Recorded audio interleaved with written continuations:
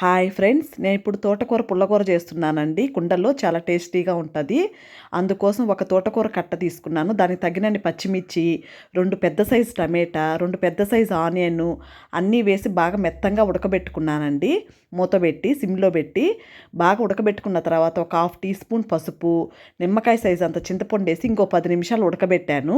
ఉడికిన తర్వాత కల్లుప్పు తగినంత కల్లుప్పు యాడ్ చేసి ముద్దకుని తీసుకొని బాగా మెత్తంగా పేస్ట్లా చేసుకున్నానండి.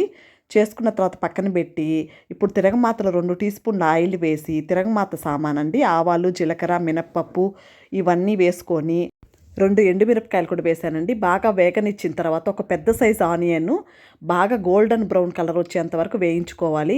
వేగిన తర్వాత ఈ తిరగమాత అంతా ఎత్తి ఆ ఆకుకూరలో వేసేయాలండి. అంతే, వేడి వేడి పుల్లకూర రెడీ అండి.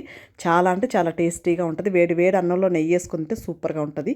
మీకు అందరికీ నచ్చిందనేసి అనుకుంటున్నాను. థ్యాంక్